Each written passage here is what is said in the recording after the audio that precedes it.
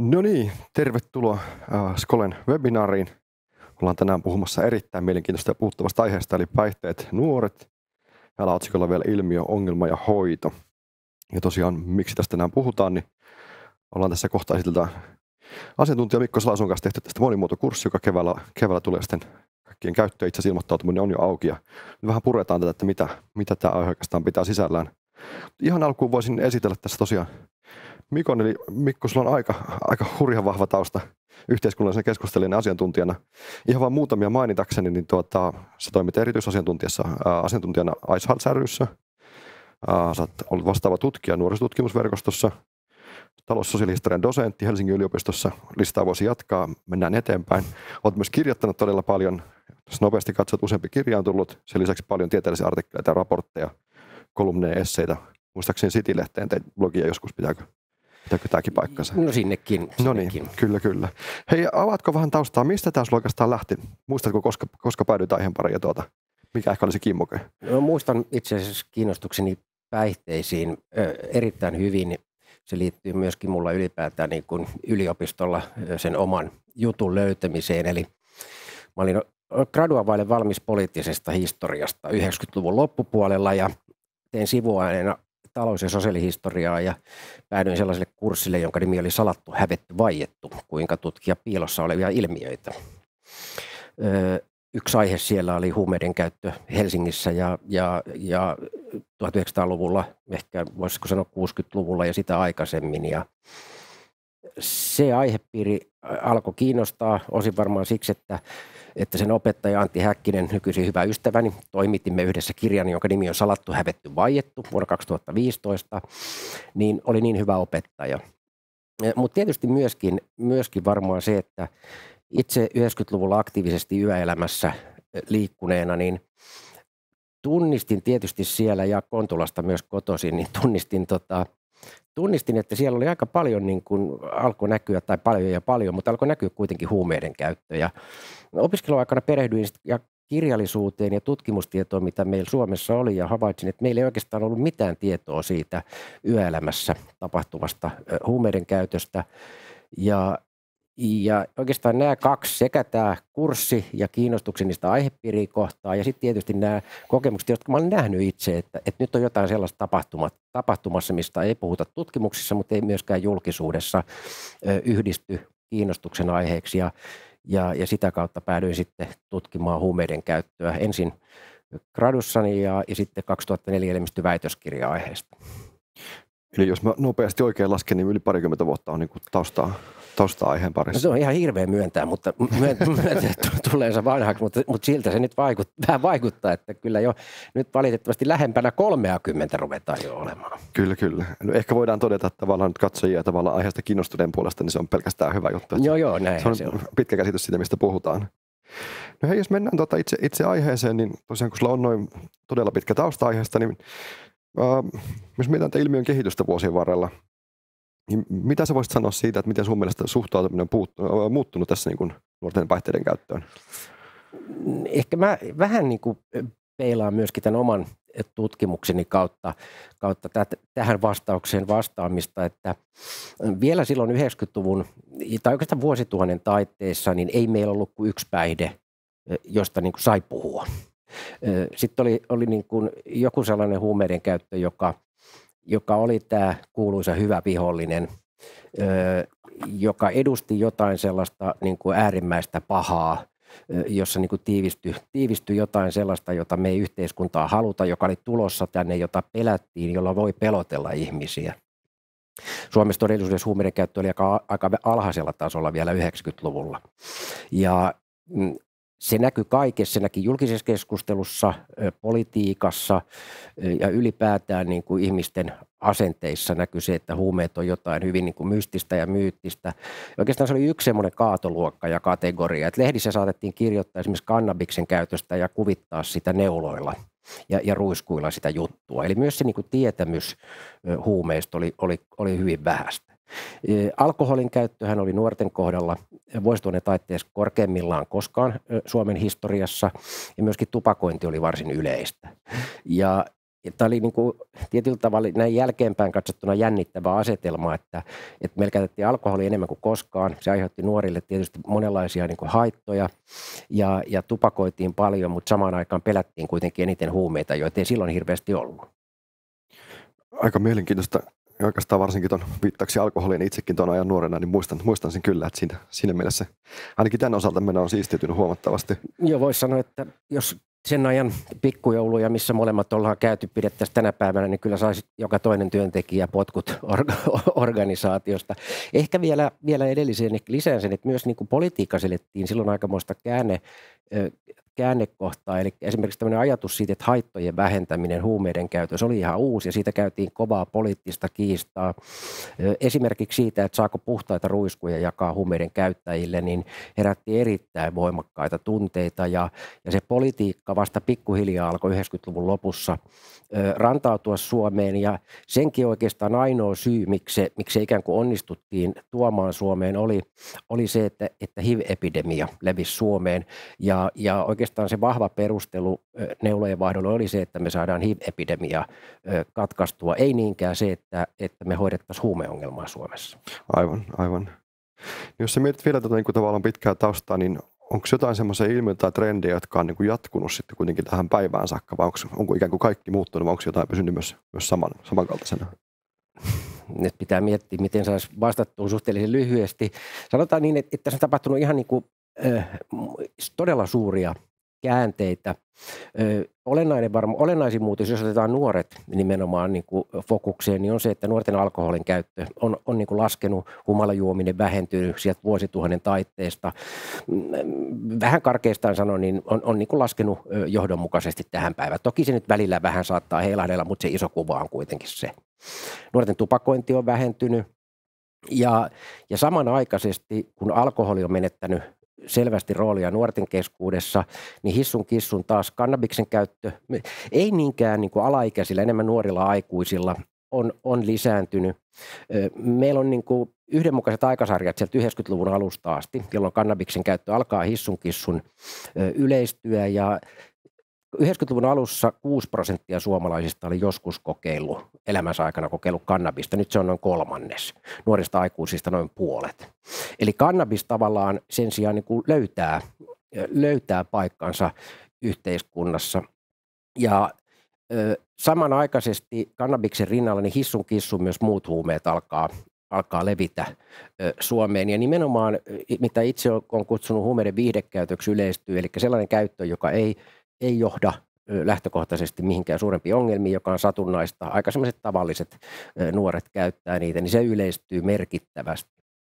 On tietysti nyt samalla tähän hengenvetoon hyvä sanoa, että merkittävä tarkoittaa siis tässä tapauksessa sitä, että alle 18-vuotiaista semmoinen 10-15% vähän vaihdellen on joskus elämässään kokeillut kannabista. Se on pysynyt aika vakiona lähes viimeiset 15 vuotta. Alle 18-vuotiaiden kohdalla näiden muiden huumeiden käyttö, eli kovempien huumeiden käyttö, niin on niin harvinaista, että sitä esimerkiksi kyselytutkimuksen on hyvin vaikea tavoittaa. Kyse on siis enemmän nuorten aikuisten ilmiöstä. Alkoholi on tosiaan laskenut, niin kuin sanoin. Se, mikä on toinen sellainen iso käänne tässä kuviossa, on se, että vielä 90-luvun loppuun asti heroiini. Amfetamiini on ollut Suomessa aina, itse asiassa taitaa olla Suomi, Ruotsi ja Japani, joissa amfetamiini on ollut ongelmakäyttäjien yleisin huume. Siellä on tietysti myös nuoria joukossa. Heroiini hävii kokonaan markkinoilta vuosituhannen taitteessa, kun Yhdysvallat ja NATO-liittolaisilleen tekee intervention Afganistaniin. Ja Suomessa on jo vähän pohjaa, mutta buprenorfiini, eli korvaushoitolääke, ottaa sen markkinan itselleen. Ja tämä on niin kuin valtava käänne Suomessa. Eli Suomessa se opioidi, jota käytetään yleisemmin, on oikeastaan sieltä vuosituhannen taitteesta asti yleisin ollut buprenorfiini. Nykyään ongelmakäyttäjissä ajatellaan, että on suunnilleen yhtä paljon amfetamiinin ja buprenorfiinin ongelmakäyttäjiä. Ja lähtökohtaisesti ajateltiin vuosituhannen taitteessa, että tämä on ehkä hyvä suunta, koska buprenorfiinissa on sellainen kattovaikutus, että sä et niin kuin, ottamalla lisää, sä et ikään kuin päihdy lisää lainausmerkeissä. Mutta varsin nopeasti huomattiin, että jotain kuitenkin tapahtuu kielteistä, eli varsinkin nuoria alkoi kuolla yhä enemmän huumeisiin ja ylipäätään huumeiden käyttäjiä. Ja tunnistettiin, että nuoret alkaa käyttää benzodiazepiinejä, eli rauhoittavia lääkkeitä päällekkäin buprenorfiinin kanssa. Ja tämä niin kuin positiivinen näkymä kääntyikin aika negatiiviseksi näkymäksi. Ja nythän viimeaikaisesta julkisesta keskustelusta tiedetään, että Suomi on valitettavasti nuorten huumekuolemissa ihan Euroopan kärkimaita. Ja juuri tämä kombo buprenorfiini ja benzodiazepiinit on aiheuttanut sen. Se toinen iso käänne on se, että jos mielikuva heroinista piikittämässä, joka tuodaan jostain Afganistanin aroilta, oli tällainen niin kuin huumeiden käyttäjän karikatyyri, niin kuin nyt se on buprenorfiini ja benzodiazepiinit itse asiassa, nehän ei ole varsinaisesti huumeita, vaan molemmat on lääkkeitä, jotka tulee lääketehtaiden liukuhihnalta. Eli se koko tavallaan ilmiön luonne on muuttunut tuolla huumepuolella aika olennaisella tavalla.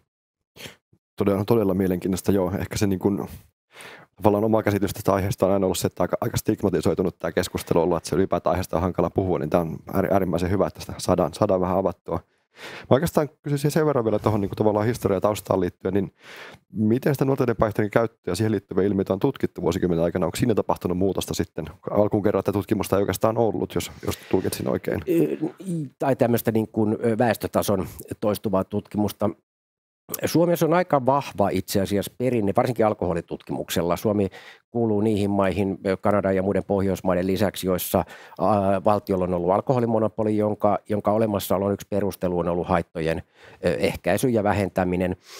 Ja alkoholitutkimuksen perinne on Suomessa hyvin vahva. Nuoret tulee mukaan siihen tuossa 70-luvulla noin karkeasti. Ja oikeastaan sitten huumeiden käyttöön liittyvää tutkimusta. No joo, meillä on yksi väitöskirja, tuli 70-luvulla kannabiksen käyttäjistä nuorista, mutta noin systemaattisemmin, niin vasta tuossa vuosituhannen taitteen molemmin puolin myös huumetutkimusta aletaan tehdä Suomessa systemaattisemmin. Oma väitöskirjani taisi olla, se oli 3. tai jos lasketaan yksi filosofian väitöskirja mukaan, niin 4. väitöskirja, joka liittyy huumeiden käyttöön Suomessa. Sen jälkeen mä sanoisin, että niitä on tullut 340.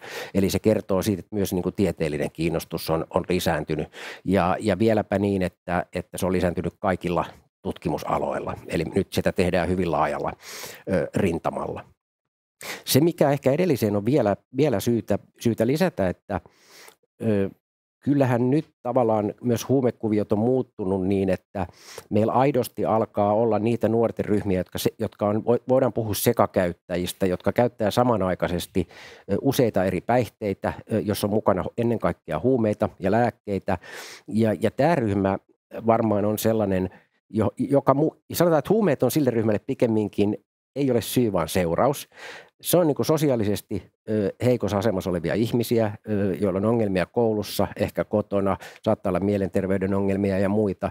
Ja tämä joukko on niin kuin erilaisten tulkintojen mukaan. Sanotaan, että jos mä sanon kasvanut, niin se ei tarkoita nyt sitä, että se olisi kasvanut dramaattisesti, mutta se on varmasti suurempi kuin 2000-luvulla kertaakaan. Ja tämä on tietysti se joukko nuoria ihmisiä, kenestä me ollaan myös huolissa. Aivan. Tämä on itse asiassa ihan hyvä tavallaan päässään ehkä tulemaan enemmän tähän päivään. Jos sä mietit tilannetta nyt, niin oikeastaan tämmöinen pieni kysymys, miltä tilanne näyttää tänä päivänä? Eli jos sun pitäisi niin summata tai tiivistää nimenomaan nuorten päihteiden käytöstä ilmiöstä.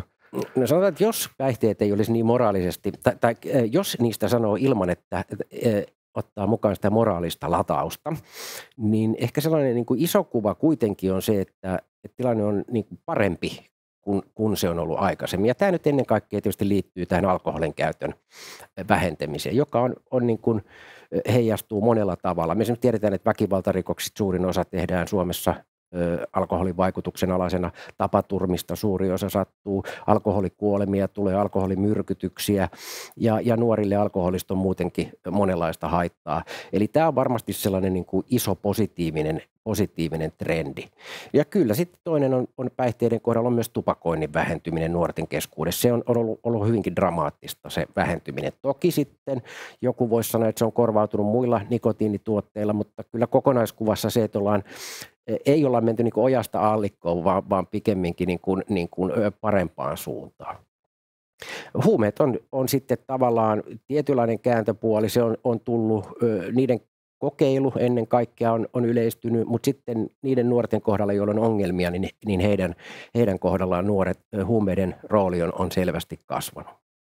Ja voisi sanoa, että kokonaiskuvassa voisi sanoa, että me ollaan menty parempaan suuntaan, mutta tietyllä tavalla ongelman näkökulmassa ollaan osin menty syvemmälle, koska erilaiset lääkekombinaatiot, huumekombinaatiot nuorilla ihmisillä aiheuttaa hyvin hankalia ongelmia, jossa kietoutuu mielenterveys, päihdeongelmat ja monet muut ongelmat, joiden hoitaminen on kauhean vaikeaa. Mä ehkä vielä sanon sen, että tätä ei pidä nyt tätä mun puhettani tulkita niin, että huumeet olisivat korvanneet alkoholin. Tämmöinen niin sanottu substituutiohypoteesi, niin sitä ei ole oikein pystytty näyttämään. Eli kannabis ei ota alkoholin paikkaa jossain tietyssä kulttuurisessa sosiaalisessa ympäristössä, vaan se löytää jonkun uuden paikan. Eli tavallaan nämä on vähän erilaisia aineita, joilla on erilaiset paikat nuorten tai aikuisten elämässä. Jos sä mietit tälleen, tämäkin ehkä tämmöinen niin kuin, tavallaan tulee tällä moraalisella kulmalla tähän, mutta jos sä mietit sitä niin kuin syitä käyttää päihteitä, niin tavallaan, mä en kysy, että mitkä on yleisimmät, vaan tavallaan millaisia erilaisia syitä nuorilla on käyttää päihteitä? Käsittääkseni aihe kuitenkin, mitä oot tutkinut? No siis tietysti mun pitää sanoa, että ensimmäinenhän on siis yksinkertaisesti, se on ollut siitä asti, kun Suomessa on sitä tutkittu 70-luvulta, 60-luvulta, niin se on ihan vaan se mielenkiinto, kiinnostus. Tietysti semmoinen seikka, joka me monesti myöskin niin kuin sivutetaan eikä sanota sitä, niin kyllähän niistä päihteistä jotain hyötyykin täytyy olla. Ihan ihmiset käyttäisi niitä, jos niistä ei ole jotain hyötyä. Se, että onko nuorille hyötyä, onkin ihan toinen kysymys. Mutta ajatellaan, että siitä on jotain hyötyä.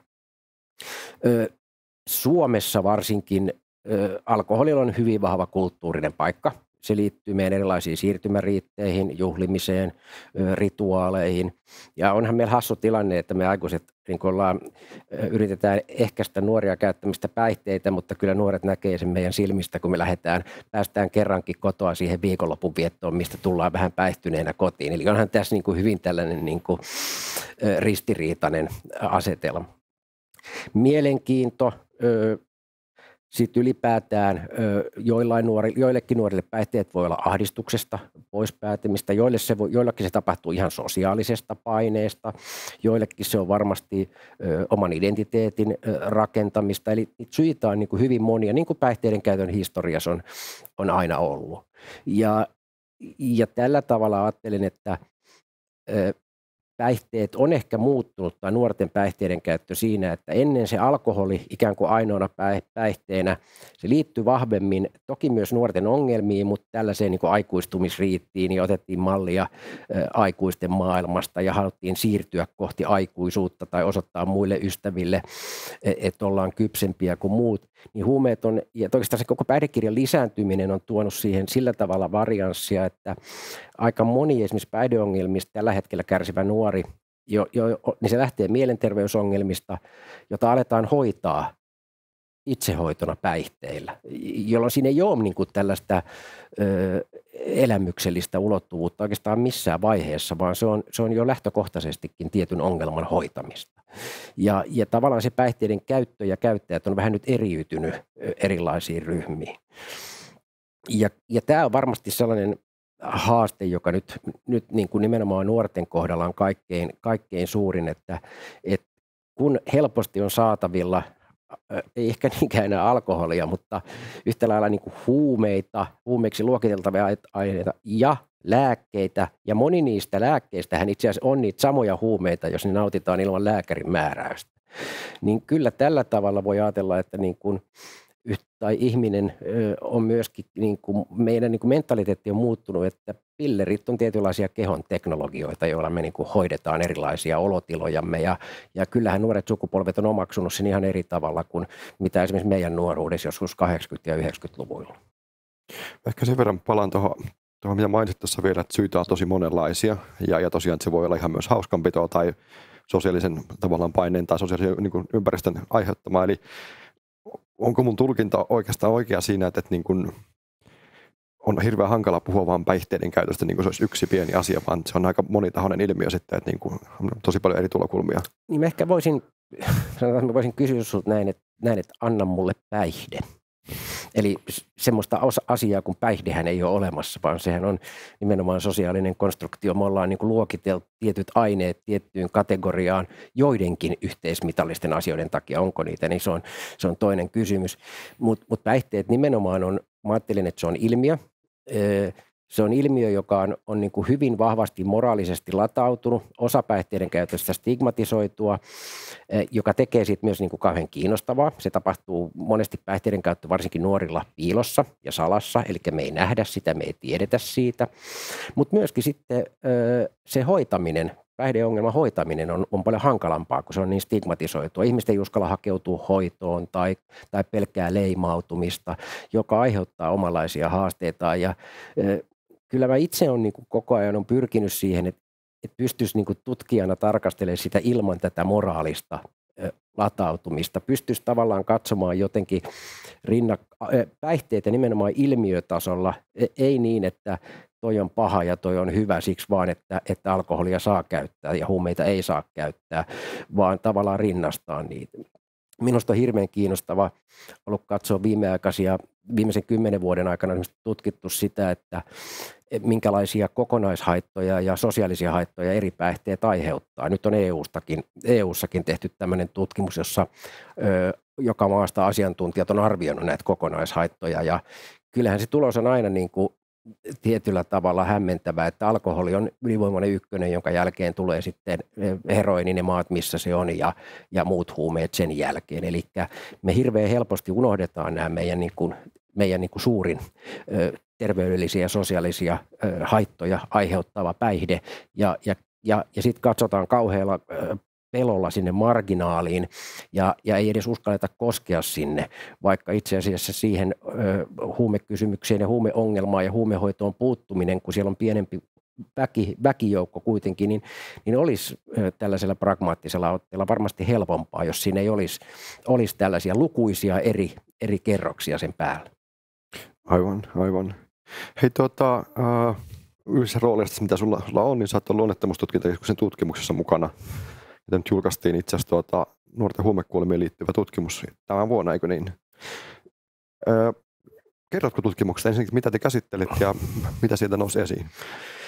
No joo, siis tämä oli itse asiassa sillä tavalla mulle niin kuin tuttua, että silloin 00-luvulla, kun huomattiin, että Suomessa huumekuolemat itse asiassa lisääntyikin, ja silloin professori Erkki Vuori ja minä ja muutama muu kollegamme, niin tehtiin tällainen ensimmäinen tutkimus Suomessa, jossa monitieteisesti katsottiin yhtenä vuonna tapahtuneita huumekuolemia, ja silloin tunnistettiin nimenomaan tämä buprenorfiini, benzodiazepiini ja alkoholi.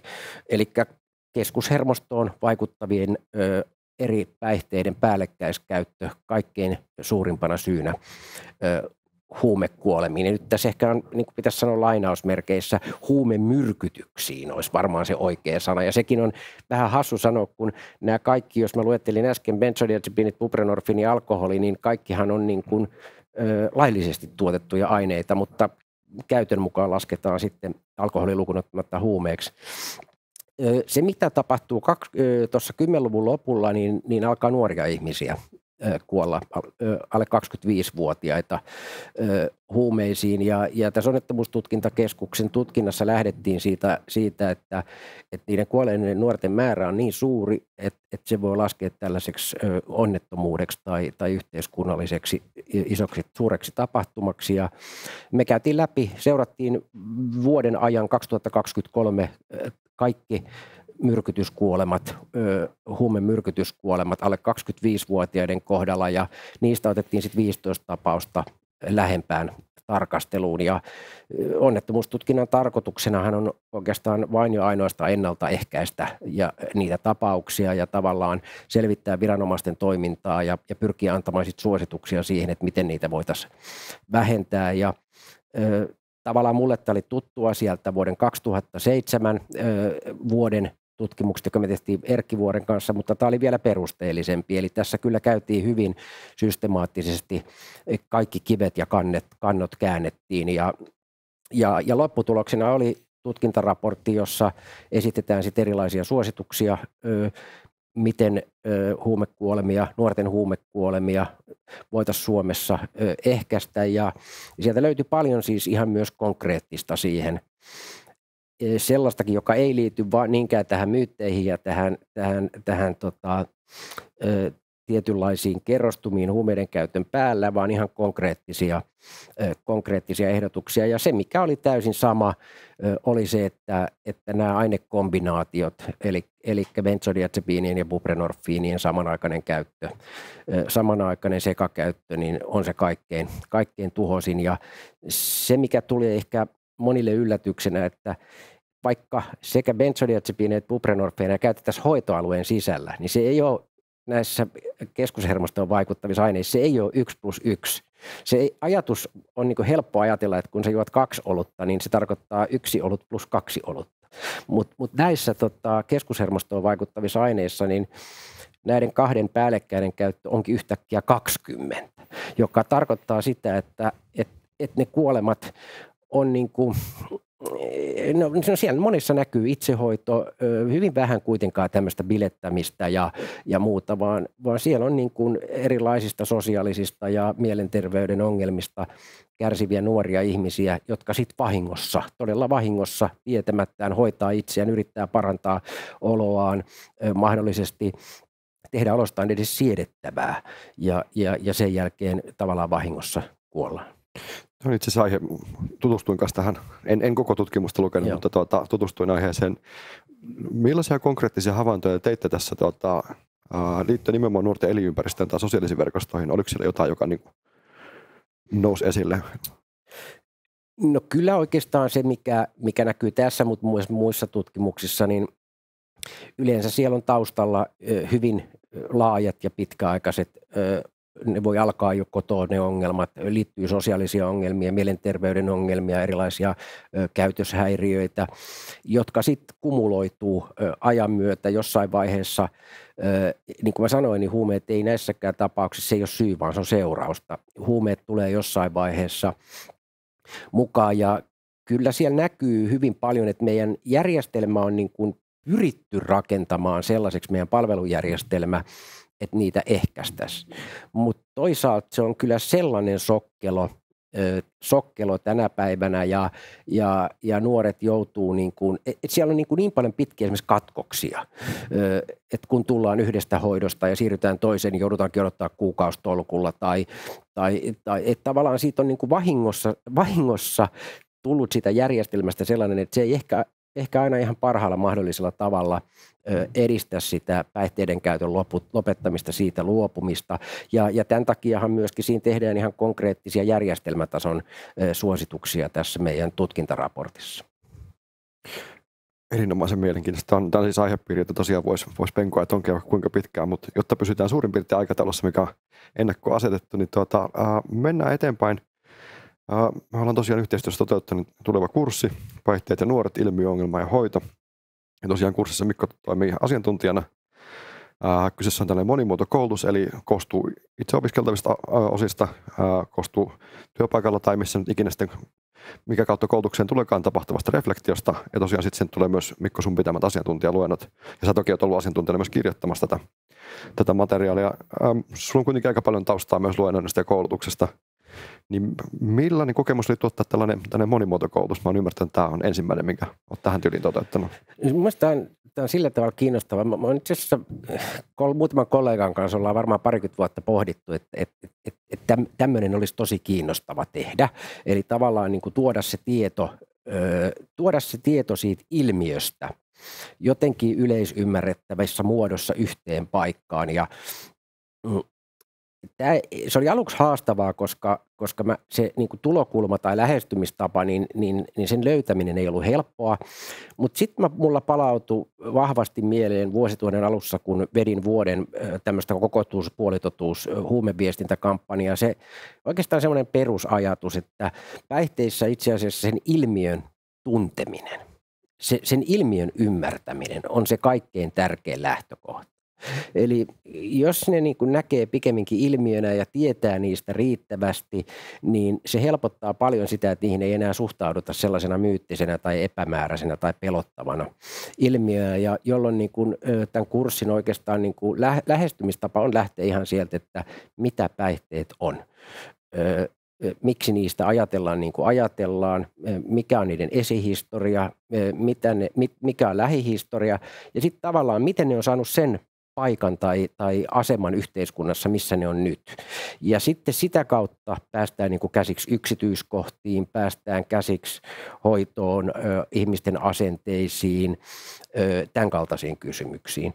Ja sitten tavallaan, kun tämä niin kuin tavallaan tämä ilmiön ymmärtämisnäkökulma aukesi, niin se oli oikeastaan aika mukavaa hommaa yrittää tai tiivistää se tieto, mitä tästä ilmiöstä on olemassa.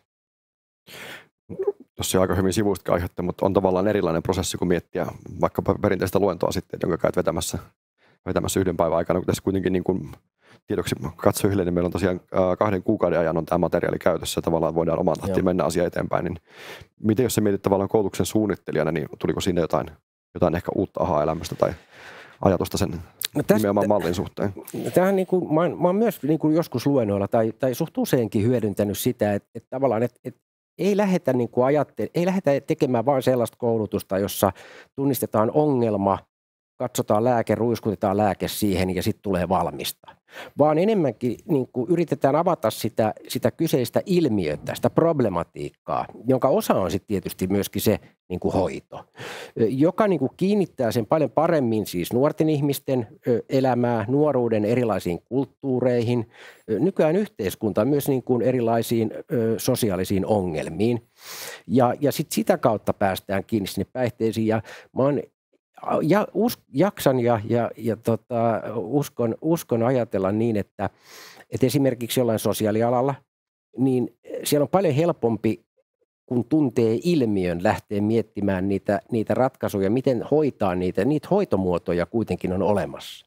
Mutta sen sijaan, jos on joku epämääräinen ilmiö ja on vaan olemassa hoitomuoto, niin silloin saattaa moni niin kuin asia vaikkapa siitä, että mihin tämä liittyy, minkälaisia asioita täällä voi olla nuoren elämässä taustalla, miksi juuri tämä päihde on tullut mukaan kuvioihin, mitä lainsäädäntö sanoo, niin nämä ikään kuin saattaa helposti unohtua, jolloin hoito voi olla hyvä, mutta jos on irrallaan sen niin kuin nuoren ihmisen todellisuudesta, niin se voi olla sitten hirveän vaikeaa yrittää saada se nuori lopettamaan se käyttö tai saada se nuori niin kuin argumentoida sillä tavalla, että se nuori oikeasti kokee, että tässä ei ole järkeä tai minun pitää tehdä näin. Eli tavallaan niin kuin rakentaa myöskin sellaista ilmiötaustaista perustelua siihen, joka sitten helpottaa erilaisten ammattilaisten työtä.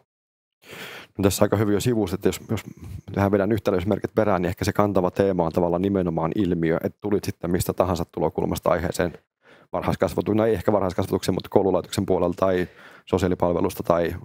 No kyllä myös siis, mä sanon ihan näinkin, että myös niin kuin varhaiskasvatuksessa, että me tehtiin kaikille Suomen kouluille, lähetettiin, se oli ehkä 2010 korvilla semmoinen, että se toimii sittenkin, kuinka saada selvää päihdevalistuksesta tai taisi olla huumevalistuksesta. Niin kyllä se yksi sellainen jo silloin niin kuin keskeinen argumentti oli se, että eihän niin kuin päihdevalistus tai kasvatus tai päihteiden ehkäisy, niin se on ihan samanlaista kasvatusta. Se on sitä samaa kasvatustyötä, mitä tehdään varhaiskasvatuksessa. Tarkoitushan on niin kuin saada nuoret sosiaalista ja kehittää nuoria niin, että he kykenevät tekemään järkeviä valintoja omassa elämässään, joka sisältää myös niin kuin päihteisiin liittyvät valinnat. Et sillä tavallahan se ei ole niin kuin irrallinen ilmiö siitä. Ja kyllähän tämä niin kuin kurssi on yritetty ja rakennettukin niin, että tavallaan se aukeisi yhtä lailla ihmiselle, joka ei ole ollut joka ei tiedä niin kuin päihteistä mitään, mutta myöskin sellaiselle, joka on jo työskentelee jo esimerkiksi päihteiden kanssa oireilevien lasten ja nuorten kanssa tai aikuisten.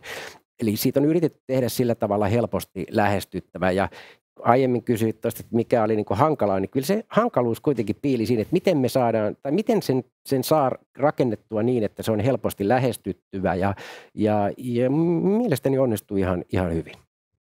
Tässä kohtaa on hyvä mainita, että tosiaan ollaan rajattu, että sen laskennallinen opiskeluaika on noin 16 tuntia tässä, mitä kurssiin tulee, mutta mä tiedän, että sä oot aika paljon piilottanut sinne semmoisia haluatko tietää lisää, että sitten niin kuin, tavallaan tämän kautta myös voi löytää uuden tiedon lähteelle, jos joku tietty aihe kiinnostaa? No, tämä oli ehkä se, mikä oli semmoinen niin kuin itselle miellyttävä kokemus, kun on tottunut kirjoittamaan perinteisille foorumeille sitä, niin on mahdollisuus luoda linkkejä, laittaa lisätietoa ja se oli tavallaan, meillä on jo esimerkiksi päihteistä, meillä on tosi korkeatasoista tietoa, esimerkiksi A-klinikkasäätiön päihdelinkki, joka on itse asiassa maailman vanhin tällainen verkkopohjainen ennaltaehkäisevän päihdetyön nettipohjainen palvelu, 96 perustettu, mutta tavallaan siinä on niin paljon eri ulottuvuuksia, että se mahdollistaa sen, että sinne niin kuin pystyy, että jos olet kiinnostunut tästä, eikä sitä oikeasti edes kirjoiteta näin, että jos olet kiinnostunut tästä, vaan pikemminkin niin, että viittaamalla, tekemällä hyperlinkkejä pystyy niin kuin ohjaamaan tietystä kulmasta kiinnostuneet ihmiset tietyn tiedon pariin. Eli kyllähän se myöskin on semmoinen niin kuin roadmappi siihen ilmiöön, eli lukiessa voit ottaa eri suuntia ja mennä sitten syvemmälle halutessa artikkelien ja muun tutkimustiedon kautta. Erittäin mielenkiintoista. Tässä kohtaa niin tiedetään teitä aika paljon sillä linjalla, tai itse asiassa meidän kaikki aikojen suosituin webinaari on ollut, että aihe tuntuu kiinnostavan. Niin tässä kohtaa, jos teillä katsojilla, kuulijoilla siellä on jotain kysyttävää, kysymyksiä, joita haluaisitte ehkä ennen kaikkea Mikolle esittää, sanotaan, että hän on tässä meistä kahdesta asiantuntija, niin sieltä löytyy chatti-ikkuna sieltä, tämmöinen puhekupla-symboli, niin tosiaan sinne voi kirjoittaa viestejä. Jos niin tulee valtavan paljon, niin emme lupaa, että kaikkiin vastaamme, mutta että pyritään poimimaan sieltä vastauksia. Ihan vapaasti voi laittaa ja katsoa, kommentoida, jos jotain tulee mieleen. Myös toki palautetta saa antaa, jos sellaista tässä nousee. Ehkä mä tässä kohtaa niin mietin vielä, että jos mä ajattelen itse vaikka, että mä oon kuitenkin teini ja alakoululaisen vanhempi, niin onko tässä jotain noussut esille jotain tavallaan sellaista, niin kuin, mihin mun pitäisi kiinnittää huomiota, vastaako kurssi esimerkiksi tämän tyyppisiin kysymyksiin, että niin kuin, tavallaan mitä mun tulisi tehdä, tai mitkä on ehkä merkkejä siitä, että ollaan menossa ongelmalliseen suuntaan? No siis sanotaan, että ei. Ja mä ajattelen, että tässä ehkä tämmöinen ihmistieteellinen lähestymistapa niin poikkeaa semmoista lääketieteellisestä ajattelusta, että on niin kuin hirveän vaikea, päihteet, kun ne se lomittuu tuonne lasten ja nuorten arkeen ja elämään, niin on niin kuin hirveän vaikea antaa sellaisia, mitä tietysti mä ymmärrän, että vanhemmat aina haluaa, että jos näet jonkun avoimen lääkepurkin jossain, niin tiedät, että. Tai jos lapsesi tulee humalassa kotiin, niin tiedät, että mun mielestä tämmöiset ohjeistukset on tosi hankalia. Ja mun mielestä se niin kuin lähtökohta pitäisi enemmän olla siellä kasvatuksen puolella. Nimenomaan keskittyä siihen kasvatukseen ja nähdä ne päihteet yhtenä ilmiönä lukuisten muiden ilmiöiden rinnalla ja tavallaan tapahtuu kasvatuksen kautta. Toki sitten on ihan selvää, että jos on huoli nuorten päihteiden käytöstä, niin tietenkin kurssilla on paikkoja, jossa jos on erilaisia palveluita tarjolla tai mistä voi kysyä neuvoa. Muun muassa A-klinikkasäätiöllä on chatteja siihen. Meillä on muitakin paikkoja, joista voi kysyä, mutta varsinaisesti niin kuin tällaisia kasvatusohjeita siellä ei anneta. Ja en niin kuin ajattele itse, että se on oikeastaan sen kurssin tarkoituskaan, vaan pikemminkin sen kurssin läpikäyneenä niin ihminen osaa puntaroida sitä, että onko tässä nyt kyse sellaisesta ongelmasta, että minä haen apua jostain. Tarkoitus on olla enemmän kuitenkin sellainen kiinnostava, hyvällä tavalla narratiivin muotoon kirjoitettu, helposti lähestyttävä kurssi, joka antaa ikään kuin valmiuksia sit myös tunnistaa näitä ongelmia. Nämä yksittäiset ohjeet on sitten erikseen. Täytyy sanoa, että mulla pieni pointti oli tässä kysymyksessä, koska huomasin itse tosiaan vanhempana, että mä hain sitä, kun mä luin tänne läpi tämän materiaalin. Ja tavallaan ilokseni sitten huomasin tosiaan, että tai tiedän, että tähän löytyy kyllä sitten ohjeita muualtakin. Ja kuten on puhuttu, niin tarkoitus on paneutua tähän ilmiöön. Niin ja tässä halusin tämän nostaa esille, että meillä on myöskin inhimillinen tavallaan se huoli omista lapsista, niin se nousee myös helposti tällaista tämän aiheen ympärillä esiin. On, ja sitten on myöskin niin kuin, ehkä semmoiset niin kuin rajatapaukset, milloin pitää puuttua tai mitä tehdä, niin se on lopulta kuitenkin vanhempien tehtävä, mutta en myöskään niin ajattele, että itselleni olisi tutkijana varsinaisesti pedagogista valmiutta sanoa, mutta totta kai sinne niin kuin kurssiin laitetaan tai sinne on laitettu mukaan väyliä sinne, että mistä suunnasta kannattaa lähteä etsimään niitä. Meillähän on jo varsin esimerkiksi THL:n sivuilta löytyy hyvin tietoja, ja nehän on sitten linkattu tietysti kurssiin. Eli tavallaan meillä on niitä polkuja, mutta kyllä myös se varmaan haaste, joka nuorten päihteiden käyttöön liittyy, niin on se, että ne on harvoin samanlaisia. Eli ne on kaikki aika ainutkertaisia tapauksia. Perhe on erilainen, lapsi on erilainen, ongelmat on erilaisia ja on lukematon määrä päihteitä. Ja tavallaan semmoista niin kuin yhtä patenttiratkaisua ei ole olemassa. Kuitenkin haluan korostaa sitä, että kun ymmärtää ilmiön, ymmärtää mistä on kyse, tietää vähän aineista, niiden taustasta, vaikutuksesta ja mistä pitää olla noin karkeasti huolissaan, niin se antaa niin kuin valmiudet tunnistaa myös sit ongelmia. Saatiin tänne ensimmäiset kysymykset, oikeastaan 2 kysymystä peräkkäin, tai aina vaikka erikseen. Eli täällä kysytään, mitkä päihteet kautta huumeet alaikäisellä tänä päivänä on suosiossa, eli onko sulla käsitystä tällaista? No tässä, joo, ilman muuta, ja tästä varmaan ensimmäinen pakko vastata se, että tässä tullaan juuri tähän päihteiden rajaamiseen, että jos haluaisin näsäviisastella, niin vastaisin varmaan kahvi, ja myöskin nuorilla, mutta koska en halua sitä tehdä, niin sanoisin, että kyllä niin kuin määrällisesti varmaan alkoholi on edelleen tai onkin edelleen yleisimmin nuorten käyttämä päihde. Nythän meillä on käynyt niin, että nikotiinituotteet, tupakointi on vähentynyt, mutta viime aikoina niin kuin julkisuudesta varmaan kaikki on kuullut, niin nikotiinipussit ja vapettaminen on saavuttanut suosiota. Et kyllähän ne on niin kuin määrällisesti edelleenkin ne selvästi yleisimmät tavat käyttää päihteitä. Kannabiksen osalta niin me ollaan ESPAD-tutkimus sekä kouluterveyskysely molemmat osoittaa, että se nousu tapahtuu siellä 2010 hujakoilla, eli siellä niin kuin sellaisista lukioikäisistä, ammattikouluikäisistä, niin se vähän vaihtelee 10% molemmin puolin, on joskus kokeillut päihteitä.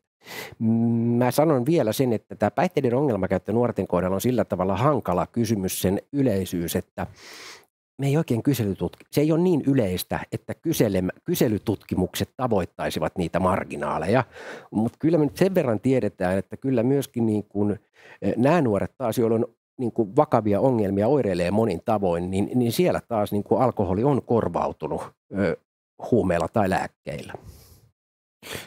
Toinen jatkokysymys vielä, onko alaikäisille Suomessa hoitopaikka, jos puhutaan huumeriippuvaisista nuorista, että niin kuin miten tämä puoli sitten, jos tunnistetaan, että nyt on niin kuin päihteiden ongelmakäyttöä tai riippuvuutta? Niin. Tämä riippuu aika paljon siitä, että missä päin maata on. Eli tavallaan meillä on alueita, joissa on hoitoa tarjolla heti haluttaessa, ja sitten alueita, joita ei ole. Ja tämä on tietysti yksi sellainen haaste, kun puhutaan nyt meidän sote-palveluista, että myöskin näitä palvelumuotoja puretaan. En sano kuntaa, missä kävin, mutta eräässä kunnassa oli aikaisemmin palvelu ja nyt sen kunnan ihmiset nuoret, heidän pitäisi olla torstaina kello 10 70 kilometrin päässä jonottamassa, jos he haluaisivat saada hoitoa. Eli myöskin tämä tilanne on niin kuin muuttunut. Toinen on varmaan se, että ihan kaikkea hoitoa ei ole esimerkiksi korvaushoidon kohdalla nuorilla, niin sitä varsinaisesti ei vielä ole, mutta siihen on tehty ilmeisesti pilotteja ja siihen suuntaan ollaan menossa. Mä en kuitenkaan haluaisi sanoa, että se tilanne on jotenkin erityisen huono. Meidän ehkä suurempi ongelma on se, että yleensä kyse ei ole vain huumeongelmasta, vaan kyse on kasautuneista ongelmista. Eli siellä on samanaikaisesti päihdeongelmaa, mielenterveysongelmaa ja mahdollisesti muita ongelmia, ja niiden hoitaminen onkin sitten hankalampi kysymys. Aivan. Kysyn vielä, koska meillä tosiaan lähetysaikaa jäljellä, että jos tosiaan vielä joku kokee nyt, haluaisi jotain kysyä, nyt on oikein hyvä sauma, tosiaan meillä on Mikko Salasuu paikalla vastaamassa kysymyksiin.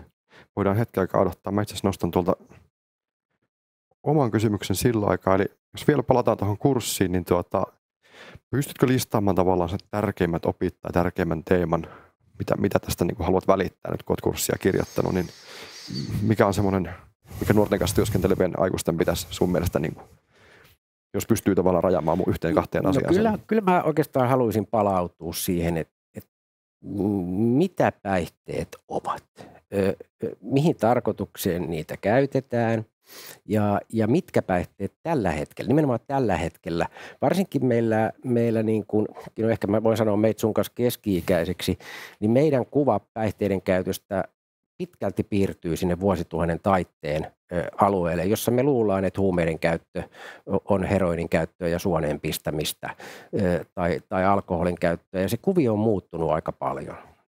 Niin kuin mä sanoin, niin nämä niin kuin lääkkeet, pillerit, samanaikainen sekakäyttö, ehkä aineilla, jotka saattaa nuorten keskuudessa kuulostaa aika viattomilta, onkin niitä kaikkein haitallisimpia. Kyllä tavallaan niin kuin tämä ylipäätään ilmiön tunteminen, sen tietäminen, että mistä on kyse, mikä sen historia, mihin on tultu, ja oikeastaan myöskin se, että ei meillä ole mitään, että niihin ei tarvitse suhtautua niin kuin emotionaalis-moraalisesti. Vaan tutustumalla tähän ilmiöön, niin voidaan suhtautua aika pragmaattisesti ja miettiä niitä ongelmia nuorina samanlaisilla kuin nuorten muita ongelmia ja pyrkiä etsimään ja löytämään niitä parhaita hoitokeinoja. Kyllä tämä niin kuin kokonaisuus on mun mielestä se niin kuin juttu siinä. Ja kyllä mä oon yrittänyt myös niin kuin rakentaa sen kurssin niin, että sieltä tulisi oivalluksia. Eli tavallaan sellaisia, että havahdutaan miettimään, että ai, tämä onkin näin, niin että tämän voikin ajatella tällä tavalla. Ja sitten myöskin, niin kuin minkä olen ottanut mukaan sinne jonkun verran, on se, että eihän päihteitä käytetä siksi, että ne on kauheita ja tuhoisia ja johtaa ongelmiin. Eli pitää myös muistaa se, mistä vähemmän puhutaan. Me otetaan se niin kuin itsestäänselvyytenä, että kun Tuomas menee viikonloppuna saunaan, niin se juo pari olutta, mutta ei se motiivi varmaan ole se, että ne on sulle sä koet ne huonoiksi asioiksi. Eli tavallaan pitää myös hyväksyä se, että päihteillä tavoitellaan jotain, jotka ainakin koetaan myönteisiksi asioiksi. Ja sen niin kuin ymmärtäminen myöskin on tärkeää, jos halutaan puuttua siihen nuorten päihteiden käyttöön, koska jos me vaan mennään ongelmakulmalla sisään, niin ei se kosketa sitä nuorten omaa todellisuutta, nuorten elämää tai nuorten kulttuuria. Kiitoksia. Kuten totesin tuossa aiemmin, että voisi jatkaa vaikka kuinka pitkään. Vaikuttaa kuitenkin siltä, että meille enempää kysymyksiä tuu, niin mä oon oman patterini käynyt läpi. Voidaan ehkä tähän päättää.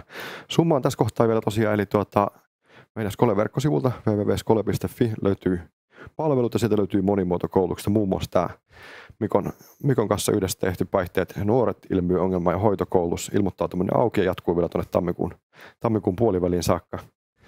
Ja kiitän myös Mikko sua. Äärimmäisen mukava aina. Ja jos ei muuta, niin kiitos myös kaikille katsojille.